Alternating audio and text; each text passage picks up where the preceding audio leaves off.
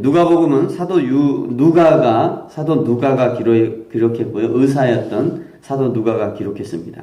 1절과 2절에 있는 대로 있는 사실 그대로를 기록한 거죠. 이미 여러 사람들이 복음서를 기록했고요. 당시에 복음서가 많이 있었습니다. 지금 우리 성경에는 마태, 마가, 누가, 요한밖에 없지만 당시에는 여러 복음서가 있었습니다. 도마 복음서도 있었고요. 많은 복음서가 있었는데 이 복음서가 어디 있냐면 지금 이제 천주교에서 발행한 이 천주교에서 쓰는 성경에 보면 이 복음서들이 몇 개가 추가되어 있습니다. 그거 외에도 추가 안 된 그런 성경들이 많이 있었고요. 그 많은 사람들이 복음서를 썼는데 누가가 가만 보니까 그 각자가 쓴 복음서가 중구난방인 거예요. 여러 가지 일들이 여러 가지 다른 관점에서 많이 써져 있었어요. 근데 누가가 보니까 진짜 써야 될 것은 많이 빼먹고 어떤 극히 개인적인 어떤 기록들을 써놓은 거예요. 그래서 누가가 내가 들은 복음, 내가 진짜 알고 있는 복음, 정말 중요하다고 생각한, 누가가 중요하다고 생각한 그런 복음서를 써야겠다라고 생각하고 이 성경을 쓰고 있는 것이죠. 먼저 이제 쓰면서 세례 요한의 기록을 먼저 쓰고 있습니다. 세례 요한의 아버지는 당시 대제사장이었던 사가랴였습니다. 그러나 사가랴에게는 자녀가 없었고요. 사가랴의 아내 엘리사벳은 마치 사무엘의 어머니처럼 그것이 아주 큰 기도 제목이었습니다. 이스라엘 사람들에게 4가지의 가증한 일이 바로 여겨지는 일이 있는데요. 물 없는 구름. 이스라엘 사람들이 물 없는, 왜 그러냐? 우리나라는 비가 워낙 자주 오기 때문에 비가 오면 또 비가 오나 보다 라고 생각하는데 이스라엘은 워낙 비가 없는 지역이기 때문에 구름이 몰려오면 모든 사람들이 다 기대를 한다고 그래요. 드디어 비가 오겠구나. 드디어 씨를 뿌려야겠구나. 라고 기대하는 거죠. 제가 이스라엘, 이집트에 갔을 때도요. 비가 오니까요. 사람들이 하늘을 향해서 손을 모아요. 하나님이 우리를 축복하셨다고. 비를 맞으면서.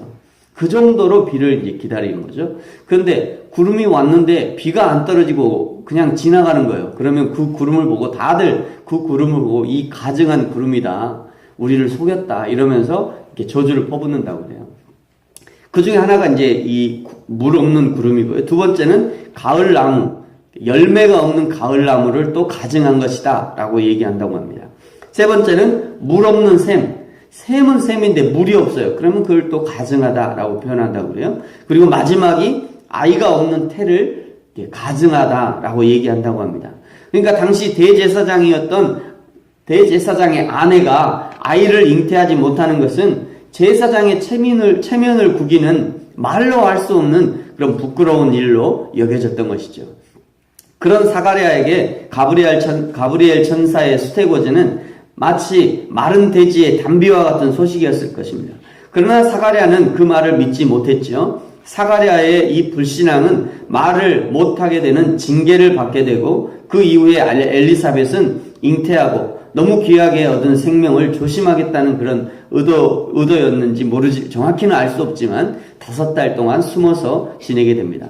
그리고 이제 오늘 세례 요한의 잉태를 고지했던 가브리엘 천사가 갈릴리 나사렛이란 동네 마리아라는 처녀에게 수태고지를 하게 됩니다. 이 마리아의 남편은 오늘 27절에 보시면요. 다윗의 자손이었다라고 기록하고 있습니다. 우리 27절 같이 한번 읽습니다. 시작. 다윗의 자손 요셉이라 하는 사람과 약혼한 처녀에게 이르니 그 처녀의 이름은 마리아라. 아멘. 요셉이 다윗의 자손이었다는 것을 밝히는 이유는요. 예레미야 23장에서 예언한 것처럼 예수님의 탄생은 다윗의 혈통에서 메시아가 나올 것이라는 이 구약의 예언을 성취한 것이라는 것을 알려주고 있는 것이죠. 구약에서 예언했던 그 메시아의 성취가 오늘 이 다윗의 자손 요셉을 통해서 이루어진다는 것을 지금 말씀하고 있는 것입니다. 사랑하는 성도 여러분, 우리 하나님은 약속하신 것은 반드시 이루시는 하나님이심을 믿으시기 바랍니다. 성경의 예언 중에 이제 오직 남은 거 오직 한 가지가 있는데 그것은 예수님의 재림에 관한 예언입니다. 예수님은 반드시 다시 오셔서 믿는 자들에게 상급의 면류관으로 믿지 않는 자에게는 영원한 심판을 내리시는 것이죠. 끝까지 믿음을 포기하지 않고 견디어내는 자는 견뎌내는 자가 구원을 얻게 될 것이라고 말씀하신 것입니다. 저와 여러분이 주님 오시는 그날까지 이 땅에서 생명이 있는 동안 믿음을 잃지 않고 포기하지 않는 저와 여러분이 되기를 축복합니다. 오늘 28절에 보시면요, 천사가 마리아에게 먼저 인사를 건넵니다. 은혜를 받은 자여 평안할지어다, 주께서 너와 함께 하시도다. 천사의 이런 인사를 받고요, 마리아가 깜짝 놀라면서 이런 인사가 도대체 어찌함입니까? 이 인사가 무슨 인사입니까? 하고 이렇게 생각하게 됐다라고 말씀하죠. 가만 보면 천사의 인사는요, 전혀 이상하지 않습니다. 오히려 마리아가 놀라고 있는 것이 이상할 정도입니다. 왜 마리아가 놀라느냐면요, 원래 은혜를 받은 자여 라고 하는 이 천사의 말 있죠? 은혜를 받은 자여, 이 말은 원래 어떤 의미냐면 은혜를 받은 상태가 계속되고 있다. 이미 네가 은혜 가운데 있는 자여, 지금 내가 너에게 은혜를 주기 때문에 지금 네가 은혜 받은 자다, 이 얘기가 아니라 너는 이미 은혜를 받고 있는 자구나, 이런 의미의 말이라고 합니다. 그러니까 마리아가 오늘부터 그러니까 마리아가 놀라는 거죠. 당시에 갈릴리라는 것은요, 갈릴리라는 동네는 선한 것이라고는 없는 곳으로 여겨졌습니다. 더더군다나 마태복음 4장 14절에 보면요, 이 갈릴리를 어떻게 표현하고 있냐면 이방의 갈릴리 이렇게 표현하고 있어요. 이방의 갈릴리. 당시에 이방인들은 이스라엘 사람들에게 개처럼 취급받았습니다. 개. 그러니까 사람으로 취급받지 않은 거예요. 사람으로. 그런데 그 갈릴리에 사는 이 마리아에게 천사가 지금 와서 네가 복 있다라고 얘기하니까 놀라고 있는 거죠. 근데 31절에 보시면요, 더 놀라운 소식을 알려줍니다. 우리 31절 같이 한번 읽습니다. 시작. 보라, 내가 잉태하여 아들을 낳으리니 그 이름을 예수라 하라. 아멘. 32절에 보면 그가 큰 자가 되고 하나님의 아들이라고 일컬음을 받을 것이고 하나님께서 다윗의 왕위를 그에게 줄 것이다 라고 말씀합니다. 33절 야곱의 집 이스라엘의 왕이 될 것이라고 말씀해요. 이런 소식을 듣고 놀라지 않는 것이 이상한 일이죠. 웬만한 사람들 같으면 졸도라도 했을 것입니다. 근데 마리아가 참 강심장인 것 같아요. 또박또박 34절에 보면 또 또박또박 묻고 있어요. 나는 남자를 알지 못하니 어찌 이런 일이 있을 수 있습니까? 여기 남자를 알지 못한다는 것은 아직 그 남자 요셉에게 내가 내 몸을 아직 허락하지 않았는데 어떻게 내가 임신을 한단 말입니까? 이런 질문입니다.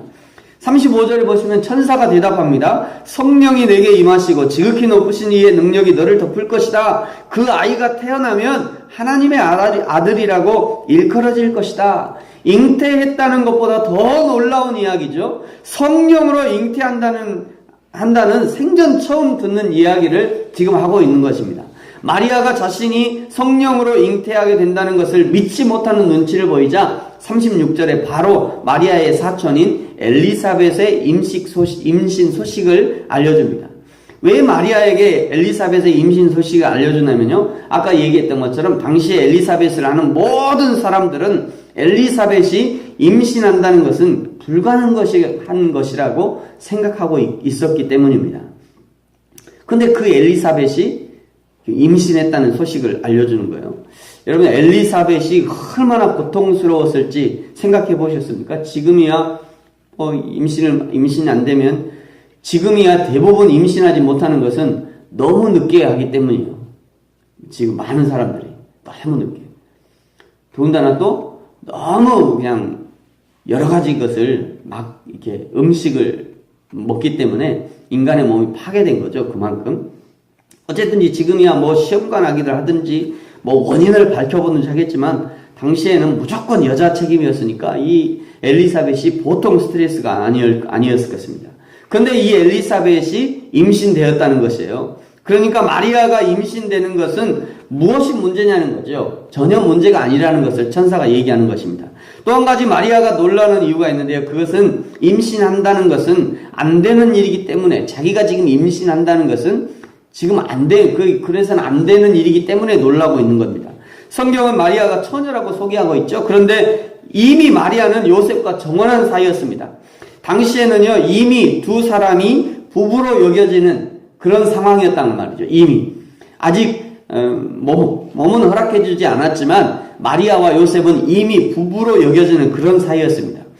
여겨지지만 정식 부모는 아니고 마리아도 아직 요셉과 관계를 갖지 않은 상태였기 때문에 임신하는 것은 안 되는 일인 거죠. 여기서 만약에 임신했다면 파혼감인 것입니다. 파혼을 넘어 율법에 있는 대로 돌로 쳐 죽임을 당해도 할 말이 없는 상태가 되어지는 것입니다. 그래서 마리아가 지금 놀라고 있는 거죠. 그런데 이번에는요, 마리아가 이 성경을 읽는 우리를 놀라게 합니다. 38절입니다. 같이 한번 읽겠습니다. 시작. 마리아가 가로되 여정이오니 말씀대로 내게 이루어지이다 하매 천사가 떠나가니라. 아멘. 마리아가 이르되 주의 여정이오니 말씀대로 내게 이루어지이다 하매 천사가 떠나가니라. 천사와의 한두 마디 짧은 대화 말이죠. 그 짧은 시간에 자신이 임신하게 된다는 천사의 말을 믿은 것이고요. 그로 인해 벌어지게 될 모든 일들을 자신이 수용하기로 결정한 것이에요. 마리아가 하나님이신 예수님이 육체로 세상에 오시는 도구로 쓰임받은 이유가 바로 이것이었습니다. 마리아의 담대함인 거죠. 마리아의 믿음과 담대함. 사랑하는 성도 여러분, 마리아는 초림의 예수 그리스도를 잉태하는 축복을 누렸지만 다시는 그런 일 없습니다. 다시는 이 세상에 마리아와 같은 그런 축복을 누리는 사람은 다시는 없어요. 이 얘기는 무슨 얘기예요? 예수님 외에 메시아가 태어나지 않는다는 얘기예요. 그러니까 지금 세상에 있는 자기가 메시아다라고 하는 모든 게 가짜라는 얘기입니다. 뭐 이만희 보듯이 해서요. 다 가짜예요. 다. 마리아는 초림의 예수 그리스도를 잉태하는 축복을 누렸지만 저와 여러분은 재림의 그리스도를 믿음으로 맞이하게 되기를 축복합니다. 예수 믿는다는 것은요, 그때나 지금이나 다가올 미래에는 더욱더 고난을 각오해야 하는 일일 것입니다. 교회를 섬기는 것 역시 그리스도의 다시 오실 길을 예비하는 길이기 때문에 쉽지 않아요. 그러나 그것이 얼마나 복된 일인지 아는 성도들은 기꺼이 믿음으로 교회를 섬기게 되는 것이고요. 성도들을 세워가는 것이고 복음을 증거하는 것입니다. 저와 여러분이 이 마리아의 고백처럼 하나님이 하신 모든 말씀이 나에게 이루어지다 라고 하는 믿음으로 이 마지막 시대에 하나님 앞에 귀하게 쓰임받게 되기를 예수님의 이름으로 축복합니다. 같이 한번 기도하겠습니다.